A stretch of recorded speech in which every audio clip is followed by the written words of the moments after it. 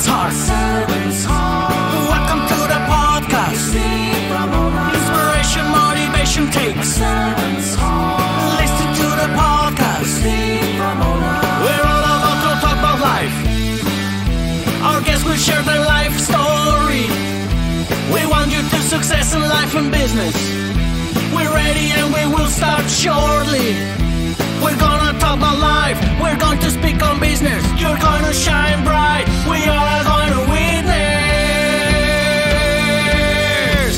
business with a servant's heart. With hosts Steve, Ramon, and Ray. Inspiration, education talks. Listen to the podcast.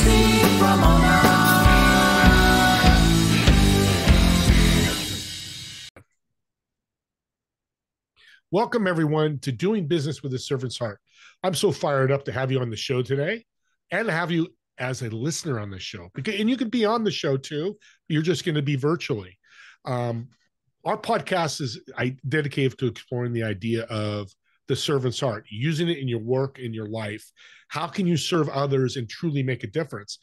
Anybody listening, don't you want to make a difference? I know I try to every day, and it's so powerful. We also created this show to motivate you, inspire you, and educate you to make an impact in your world. And I say your because, me and my guests love to change the world like Elon Musk, but it's hard to do. But if you change your own little world, it'd be great. And by the way, you got to bring a pad and paper to this show because you're going to take notes. This guy's done a ton of things. He's done a ton of things well, and you're going to want to learn from him. And while you're listening today, I want you to think about how you're going to serve yourself and others today and what impact you create today. And the key word is today. Don't wait. I hear from people, hey, I waited a month. I haven't served yet. Do it today. And that could be just calling your business partner saying, hey, man, you're a great business partner. Or calling your mom and saying hello. All kinds of ways to serve. Just make sure you have that mindset. I want to thank my incredible partner, Pantheon Alliance. This is part of an exclusive community of high-income, successful business owners and entrepreneurs from very diverse industries. Together, they're building a thought leader platform and community to make and impact the world. If you have more information on that, just reach out to me and I'll get you all the information on Pantheon Alliance. With that being said, impact and change the world. Have you ever thought about writing a book? Have you ever read a book? If you haven't raised your hand, we need to talk. So that's what we're going to talk about today. And not just that, but the excitement thing, because I love books because it's legacy. I'm 63, 20, 30 years left in this world. It doesn't matter. But writing a book, I can leave that legacy of people, and I can, for the rest of time, make an impact, educate, motivate, inspire somebody because it sits on their coffee table. And guess what? They pick it up one day and go, oh, Steve Ramona did that. Steve. Very cool. So let's jump into it. Eric, so welcome to the show. I'm so fired up to have you. Thank you for having me. I'm fired up to be here. I couldn't agree more with what you said about the legacy and the impact. It blows my mind daily that we are still picking up and reading books from, in some cases, 2,000 years ago, learning from these people, learning from their lives, and being, I don't know about you, I feel like I'm made of books. Like I am the person I am because of the books I picked up at different times in my life. And being able to contribute something to that conversation and know that your ideas, your experience, your hard-won lessons are going to live on, I find writing to be the most satisfying thing that I can possibly work on because of that exact thing. Man, Eric, I love that you said that because as you're saying that, I'm thinking of Tony Robbins, Warren Buffett, Bill Gates, Elon. All of them have books. But the powerful thing is Steve Ramon can have a book too. Maybe it's not that as powerful as Elon's or as popular. That doesn't matter. Talk about the effect and the legacy of leaving maybe just one person. I mean, you'd be shocked at how niche some of the books that we help people write are and how specific the lives are and the stories that we tell and how many people they help. Like there are, I'll tell you a story of an author we just published recently. It's not a happy story, but it has a happy ending. This guy knew in his heart that he was making some bad decisions, but he still made the bad decisions. He committed some white-collar crime, fraud. FBI arrested him, pulled him out of the office, sent him to federal prison for 2 years. And in that prison, he had to process what happened to him. His wife left him. He's at rock bottom. And he can't talk to anybody. He can't talk about his real problems in prison. So he starts writing. and he writes and he writes and he writes. He's flying through notebooks and writes hundreds of pages over the course of like a week or two, just processing all this. And he's not sure at the end. He's like, why did I do that? Like, it was just a conversation with myself. I was just processing. And he realized that if he could save just one person from hitting the rock bottom that he was in, that would be him serving, him making something great out of this terrible experience that he went through and these terrible things that he did. And so he reframed all of this writing was about, how do I save this person? How do I prevent the past me, the next me, from going down this dark path? And he ended up writing this incredible book that he published with Scribe a few years ago, and it has launched a speaking career for him, and it's got him into all of these interesting communities and small book clubs even, where he'll go and talk to people and give them hope of just how to bring themselves up from rock bottom, or how to avoid making these damaging decisions. And he hasn't sold a million copies, but the notes that he gets and the conversations that he has, he's so fulfilled by that. And it's incredible to sort of hear him talk about that. It's a wild story. It's incredible what the story, not just the story, but he became a bad person is what comes to my head, did something very bad and turned his life around by being a servant to others. Don't make the mistake I made. But what's the catalyst is his writing in the book. That is, audience, think about that. And you don't have to have that kind of story to write a book. I've heard people write stories about their grandfather at a town that disappeared, but how he lived in the town. A simple story. Another one that's maybe closer to home is it's a common thing for people to want to sort of transition out of their 70, 80, 100-hour a week roles, especially at an early age. If you worked hard, you made some money, you don't want to keep running that pace, but you want to stay engaged and you want to do some work and you want to help the next generation. And so the kind of third act of many people's career is just writing a book about everything that they learned for their industry, for their organization, sometimes even for their family, and using that book as a platform to come and do some light consulting or coaching or join boards, or just carry this flag of this lesson that was hard won for them and hard earned, that they can teach and share with others. And, some people are working 10, 15, 20-hour weeks, doing the work they want, talking to the people they want to, but the book becomes sort of this foundation for the transition of careers into this tribal elder role, and get to give back to the medium and the industry and the community that helped them become the successful person that they are now. Love the tribe leader comment. That's exactly what you become. We talked about in the green room before the show, is I was telling you about the coffee table where most books go, or a bookshelf, the legacy aspect of it when we're gone and that book is still there. I can't tell you how fulfilling I feel when I'm working on a book. Publishing my first book, which was about 2020, changed my life. Not just in the success that the book had, and not just in the process of writing it, but in the feeling of going start to finish on this big creative effort, and seeing this tangible thing take flight around the world, and seeing it reach people who were in my life the long way. They heard about it from somebody else in their life, and they're like, I know that guy. Or I look this book, the DMs, the emails that I get about this book changed my life. I gave this to my brother and it got him not to drop out of school, or it got him to drop out of law school because he hated it, or whatever the thing is, right? Make these big life changes. So this is since that book has been published, I had just a scary health event. I'm totally fine now. No lasting impact, but Amen. you spend even a few minutes thinking holy shit, I might die this week. And, you have what, at least in that moment, seemed like poignant thoughts. And one of them was, fuck, I don't want to die with an unfinished manuscript. I got a book on my desk, and I would feel better if I left the earth this week, if that book was done and out in the world. And I'm really sad about that next book I didn't get to. So it lit a fire under me to, keep the focus on these projects with really enduring, lasting effects that can really benefit a huge number of people. And to me, of all the things I've worked on, and I've loved almost everything I've done, but a book is the most lasting. Yeah, it's so powerful. Should everybody write a book? I'm clearly speaking my book here, but like I'm pretty sure most people should write a book. Um there's no room for the kind of like, oh, there's so many books out there kind of thing. Like, every single person you know is unique. There are things that Yeah. unify us all, but every person is unique and very distinct, and you can't replace any person with any other person.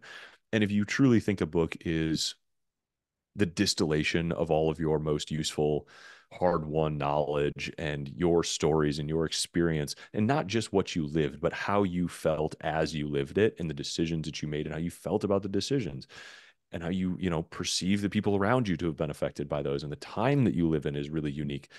So many things about your life are incredibly impeccably unique. And then again, the way that you tell the stories, what you choose to share, is in itself unique. I think people really overestimate or overweigh the need to feel original, and they look at all the books out there and they're like, oh yeah, people, there's so many books about leadership. It's like, yeah, but there's not books about what you learned about leadership in your industry, at your company, during this 10-year period that you led through a really distinct change. um it's a really, and you never know who you can help with your specific, very unique story and expertise. And it really helps to think. A lot of authors, especially if you're stuck, if you're thinking, oh my God, I can't write, I don't have a book in me. What you're doing mentally is putting yourself on a stage and imagining a huge audience of 1,000 people that you're writing to and trying to impress all of them. And that's not what it is. What it is imagine sitting across the coffee shop from a really intrigued, really interested friend who's just peppering you with questions because they desperately want to know everything that you learned and that you know. We've all had those conversations. There's nothing more energizing than feeling like you're helping somebody. You get to have a dialogue with them. You get to share what you know, and with confidence that you're helping them. And so many people, I'm sure, you spent hundreds of hours talking, having these conversations, helping people, coaching them, consulting. You have so much expertise in you. And when you can put that in a format that scales out to hundreds of people, you're not inflicting this book on anybody. Nobody that doesn't need to read it is going to be forced to at gunpoint to read it like in high school and hate you for it. They're going to opt in to pick up the message that you happened to be able to share. And if they finish the book, they're going to love you for it. And if they don't, they're not going to think about it again. Who cares? You're only ever writing to fans. That's the way I think of it in my writing, and I find that so extremely liberating. That is so powerful. I got to take that fans because, I talk to people through my podcast and they're, I want to make millions in my podcast book. And I'm like, no. And they look at me like, well, why can't I? I'm not saying you can't, but the probabilities are very, very low. And ironically, if you try to do that, you're even less likely to succeed. When you hear the people who really sell a ton of copies, the common thread they often have is like, man, I just pretended like I was writing to my little brother. And I wrote it in emails to my friends. That's the story of Tucker Max, who was the founder of Scribe. That's the story of Tim Ferriss. Yeah. Like Ray Dalio said something very similar. He's like, I was writing to my company when I wrote Principles. I was writing to the next generation of leaders that I personally know. And it just happens that the way I talk to them, you know, hundreds of thousands of other people also wanted to hear that message.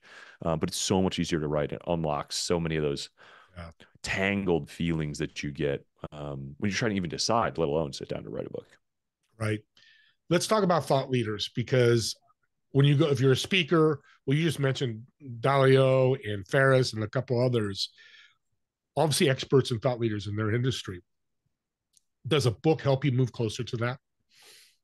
Oh yeah, I think people have this false perception that, you know, that people do what Sam Walton did, which is like live this crazy career and then write a book, and as soon as you finish it, put the pen down and die. Like that's not what happens. If you actually trace the career of when most people, their success and their writing of especially their first book, you find that the book was actually much closer to an inflection point earlier in their career. It's not like you climb to the top of the mountain and then write your book and you're done. About how you climb there. It's sharing your learnings as you go and building credibility and authority, sharing the experience, sharing your expertise that you've accumulated so far, because it's such a trust building medium. And so you start to share what you know, teach what you know in this medium that so many people are excited to access. And it really helps boost you. I think a book is, and this has been true for me personally, and I've seen it now with dozens, hundreds of other authors we work with at Scribe, it is a tailwind on everything else that you attempt for the rest of your life. It's a multiplying effect. It helps you get invited to conferences. It helps you get put on stage to speak. It helps you get brought onto podcasts. It helps you acquire customers. It helps you convert prospective recruits. It helps you buy and or sell companies. Like, there are so many.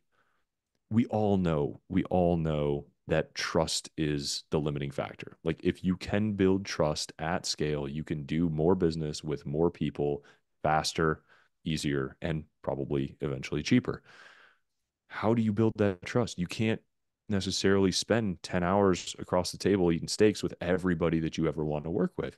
So what do? You sit down and you write a book. You put everything you know, everything you think you know, all of your philosophies, how you work, what you've been through, how you solve different problems, and you put it in a book. And when somebody, you can give it to them, you can gift it to them, they can buy it off the shelf. It doesn't matter how it reaches them. But if they sit down in quiet moments and spend 10 hours with your best ideas, and they come to trust you and how you think and how you work, that will unlock tremendous opportunities. How could it not? That is how you build trust at scale. This is how you have conversations at scale. I think podcast is the only other thing that even comes close, but it's so much harder to grow and build and keep up. And it's a treadmill, whereas you can sit down, knock out a book. There's a ton of help available to you. There's resources and experts that can help you, sort of climb this mountain. And once you do, I believe you'll have a tailwind for the rest of your life. I love the word tailwind. It's such a perfect image that I'm seeing with your business. And I've talked to top speakers. They're in the Hall of Fame of speaking. And they tell me my book is my business card. They do not get business cards from me. They sit in the back of the table. They're done speaking. Hey, Steve, nice to meet you. Hey, Eric. And here's my book. And what are they carrying? Not just their phone number, email, and what they do, but their whole passion, right? Their whole life philosophy, their story, their expertise. And let it also be said, something on the order of difficulty that is like a master's degree level of commitment. It takes hundreds of hours to complete a book and a big investment to get it done right. So not only are you showing that you have the wherewithal and the planning and the effort and the discipline to invest in an artifact of that quality, but you're putting your own ideas out there to be judged. The amount of courage it takes to even enter that format is pretty high, let alone to execute it at a level that's impressive to people. There's a lot of self-published junk out there and people who, hire a cheap ghostwriter or AI generate and get a cover on Fiverr. It's not hard to have like a quote unquote book. It is hard and expensive and time consuming to create a book that you are proud to present to your most important, persnickety, judgmental client or family friend or something that really represents you well, that you are proud to have precede you in an interaction. And that's what the bar should be. Like, if you're not going to do it to that level and commit, like, don't bother. Do a different project for a while until you're ready to make that the focus. And thanks, you answered that question before about should you write a book. There's a disqualifier. And I love that because you're right. AI is just like people write ebooks and throw on my Amazon. I see ads all the time. Hey, I'll show you. I'm like, oh my God, I want to just tear you out of my iPad or my tablet. What I love what you're saying too is you make less of an impact doing the AI ebook than Scribe Media or somebody similar to you you're going to spend thousands of dollars, but also it's going to be done right. It's going to be done like a Lamborghini, not be done like a VW bug. Nothing wrong with VW bugs, by the way. But it's going to be an impact because that's what you want to do with the book. Yeah, you want it. You want to be really proud to have it represent you. And there is merit to investing in that level of quality. Like so many other things, it's a power law, right? And it's you're building an artifact that should be part of your credential, part of your reputation, part of your philosophy. And if your philosophy is like cheap, quick, and dirty, by all means, like make it cheap, quick, and dirty.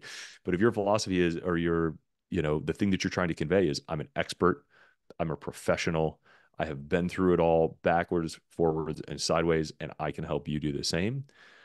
And you want to present as that, as I'm sure almost every speaker that you've spoken with does, every CEO, every executive, every entrepreneur, then you, especially if you're only going to write one book in your life, you want to smash that. You want to leave that artifact, and even if you only do it for your kids. We literally have people who only publish books for the 20 people in their family or their family business or their community or their church. And they say, I don't even care if it's ever put up for sale. I just want this artifact. It's part of how they think about their succession planning.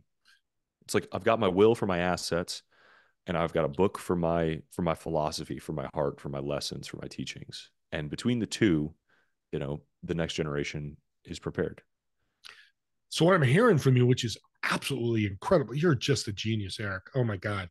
Such a young guy. This guy's going to follow this guy's journey, and I'm going to bring him back if he's willing to come back. I can't accept compliments in public without qualifiers. So please let me say, like, a lot of what I'm sharing here is things that were originally conceived by the founders of Scribe Media, Tucker Max and Zach O'Brien, right? I'm kind of picking up the torch after 10 years of hard-won learning. And all I really can speak to is like my expertise or my experience as an author going through this and being like, holy shit, this company is the future. This model is the future of publishing. I had an incredible experience as a customer first with Scribe, which is how I became involved and how I ended up now as CEO. But a lot of what I'm sharing is things that the organization has learned over time. It's not like I came up with these in a dark room and, started this company last week. There's a lot of effort from dozens, hundreds of people that have gone into, the ideas that I'm sharing here. That's a true servant's heart. He didn't forget the people that taught him. And a servant's heart takes information from people like Tucker, and you're passing it on to my audience and passing it on to another audience. That's the thing and then that's the other genius part of you that I try. Don't recreate the wheel. Something's working with these books. We're doing it right. Everybody should know about it. And of course, there's a cost and value we talked about before the show. That's important. Last thing about a book. What is the first step somebody should take? They're listening going, Eric, and I agree with this, you're a rock star, love what you're saying, but what's my first step? I think you need two clear reasons to write a book. One should be an unabashedly selfish reason. Writing a book is hard. It takes effort. It takes investment. A lot of people that I talk to, and I imagine, given the gist of this show and the energy that I get from you so far, are hesitant to admit to even themselves that there is a selfish reason. Like, why do you want to write this book? Like, I want to help people. I'm like, okay, why do you want to write this book? Like, no, I think I have a lot to give. I think I have a lot. And I was like, what is the devil on your shoulder? What is the evil genius inside you that has to come up with a personal gain from this? Because otherwise it's hard work. It's hard work, and it's emotional work in some cases. And it's, if you do it right, it's often a reasonably sized investment for people. So you've got to have a selfish reason to write this book. It can be to leave a legacy. It can be to be impressive. It can be, to solidify my place in an industry or claim mind share. It can be, just to bring in business. That's a lot of people, they say, like, this is the best marketing spend I've ever done. I spent $50,000 on writing a book, and it brought me $3 million in, sales or service consulting. Like, that's a great ROI. That's a perfectly fine. Count me in. That was your experience? Tell me about it. I said count me in, because that's, I mean, we'll talk after the show, but I'm writing a book about my podcast. I want to promote my podcast and taking 12 chapters of each incredible story and enough about me. But you're so humble about this in a great way that makes sure that, because a servant heart is selfish. Why am I having you on my podcast? Well, you're popular. You've got Scribe Media is popular. You've got great authors like Tiffany Haddish. I'm going to throw it out there. So selfishly, I want you on there. But my servant heart also says, Eric is helping my audience, motivation, inspiration, or education. So I love that you said that, because people lose sight of that. Well, I just got to give, give, give. No, no, be a little selfish, or even a lot selfish. Yeah, and I like we'll get slightly off track with this, but I think there's something really fulfilling, deeply fulfilling about being generous and having a social purpose behind what you do. But if you flip those things and you pretend like you're not getting anything out of it, there's like a real weird darkness that comes out of that. If you're pretending like you're always on the moral high ground because you're so generous and you're not getting anything out of it yourself, like that's a weird dark path. Anyway, the other important reason, the thing that you should be crystal clear on as you go to write a book is, so first is, what is your motivation for doing it? What is going to keep you going through this process? The second is, what are you going to give the reader? What are you going to deliver? What value are you going to create for them?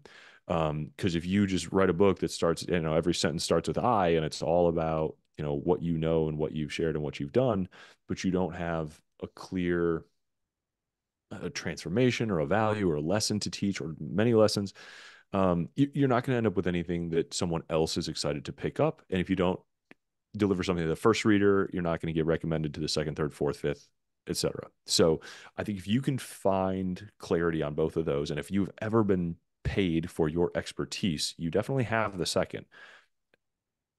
And if you're, earning money in some way, shape, or form, or seeking, another level of credibility or expertise or authority in your field, then you probably have the first. There's a lot of reasons you could have on both. And actually, there's a great exercise in there's a book that Tucker and Zach wrote as they were building Scribe and working with authors, called the Scribe Method.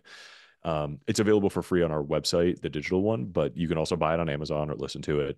And there's a much more detailed version of the exercise that I just walked you through, and it'll kind of give you like, here's good and bad expectations. If you're going to do this so that you can go meet Oprah, that's pretty bad expectation. Like, you're likely to be disappointed and likely to give up and get disillusioned somewhere along the way. If you've got the kind of story like, we talked about at the top with Craig and Stanlin and his, I just want to save one life, that's a great reason to write a book. And visualizing that is going to keep you going all the way through. And that can be both your readers, your readers' value and your selfish reason of like, I want the satisfaction of knowing that this effort and the pain that I went through can benefit somebody else. And I want to see it happen. And I want to get that thank you note. That's a great reason to write a book. Well, I've got an hour more of questions. We're not going to do that to Eric because he's a busy guy. I would love that. We'll do a round two. I love that. I was going to ask you, and I like to do it publicly so people go, hey, Steve, you told round two. When's Eric coming back? I get that knock on that door. Let's improv a little bit. I like to end with a little improv to get to know you even a little deeper. You have a reservation at a restaurant, table of 4. You have 3 guests coming. Who would you invite, dead or alive? Why are they invited to this table, and what food would you order?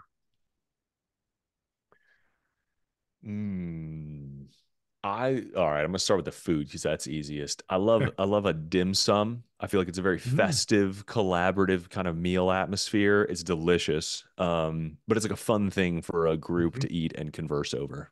Love it. So I'm definitely going dim sum. What's the other 3 is just picking the people? Picking the people. Who'd you like to sit and talk to? I'm quite interested in meeting Elon Musk. I think he's funny and would be really interesting. I've always really liked John Cleese, but like philosophically and comedically, I think he would be a ball to hang out with. I'm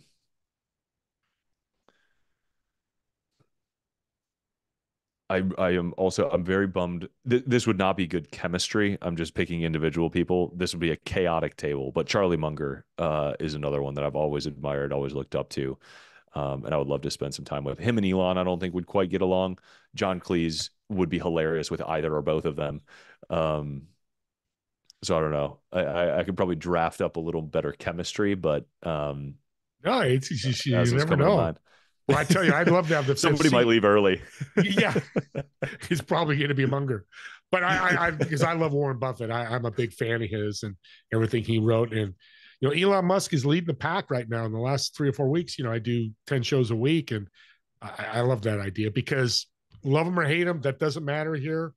What's in that brain is courageous. I don't care what anybody says.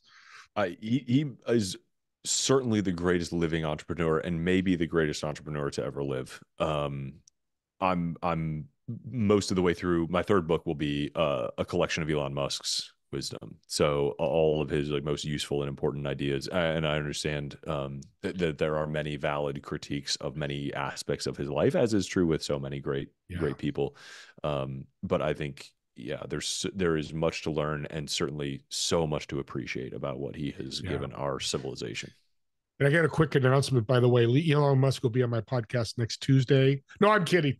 People are like, he's got Elon Musk. Hey, a little market. See how I did that? That's a good gig. That's a good gig. Well, oh my God, it would be fantastic.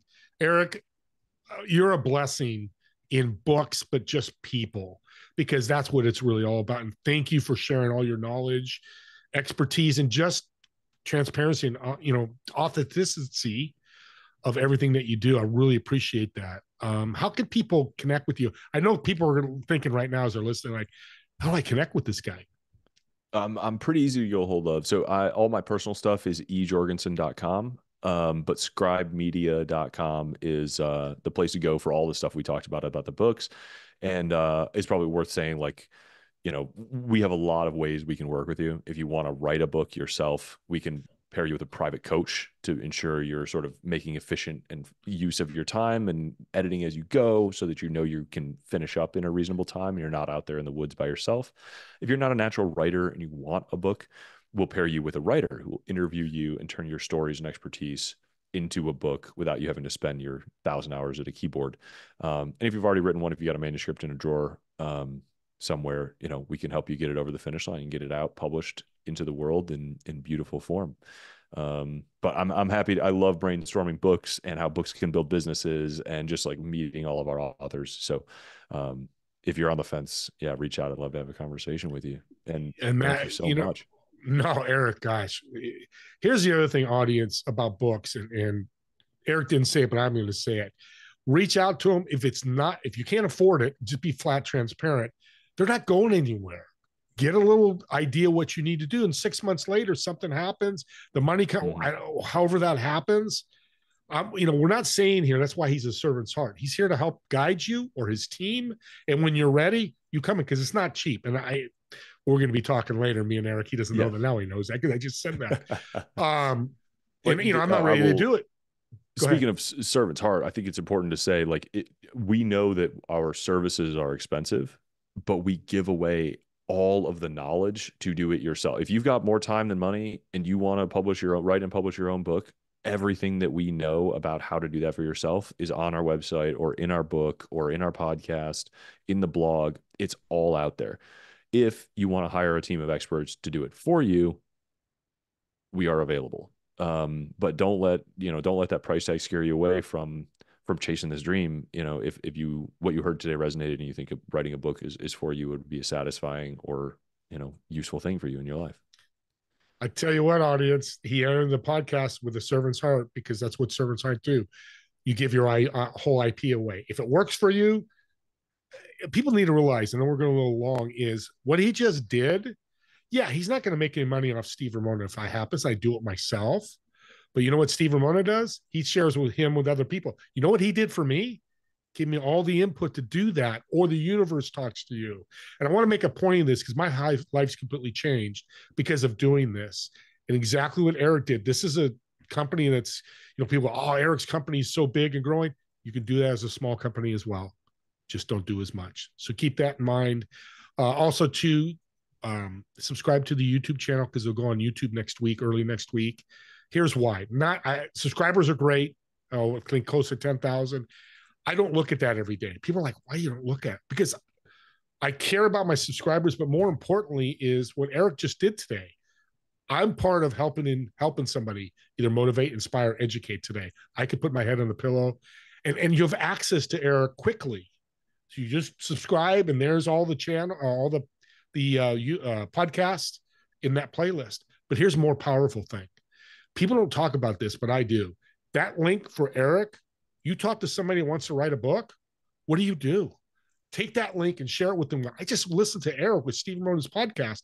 Listen to this 20 minutes. You don't have to listen to the whole thing. Past my monologue, because you probably heard it millions. But listen to the heart of this and go, here's a guy that might be able to write your book.